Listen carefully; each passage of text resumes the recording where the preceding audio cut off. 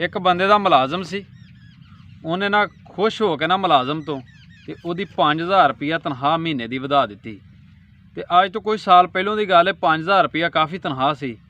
मालक ने सोचा भी मेरा नौकर मेरा शुक्रिया अदा करेगा, हुण मैं 5000 वधाया है। लेकिन वो नौकर ने ना अपने मालक का शुक्रिया अदा ना किया। मालक नूं इस गल का गुस्सा आया, उन्हें अगले महीने 5000 रुपया उसकी तनख्वाह घट कर दी।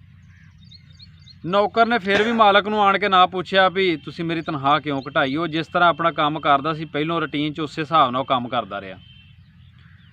मालक नूं गुस्सा आया, उन्हें सद्या अपने मुलाजम नूं, आंदा भी मेरी तेरी तनख्वाह वधाई सी पिछले महीने, तू तां भी शुक्रिया अदा करन नहीं आया, तेरी मैं घटाती ते तां भी तू पुछण क्यों नहीं आया।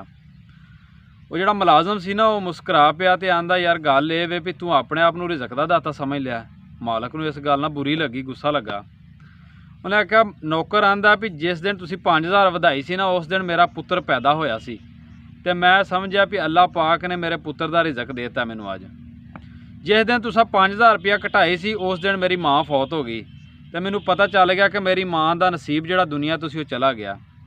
मेरा यकीन है, उन्हें कहा अल्लाह पाक ते, अल्लाह पाक ही रिज़क देंदा वे, वही घट करदा ते वही वध करदा, तेरे हत्थ वस मेरा कुछ नहीं। मेरी माँ गई सी, उसदा नसीब चला गया, इहदे च किहड़ा सोचण वाली गल सी।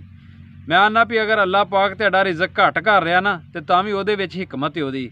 अगर वधा रहा तो पता नहीं किहड़े जी दा तुहाडा दा किसी दा नसीब दा वधा रहा अल्लाह पाक, उहदे ते गरूर ना करया करो वाधे ते।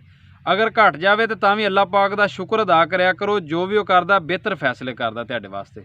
मेरी गल चंगी लगे तो शेयर जरूर करियो।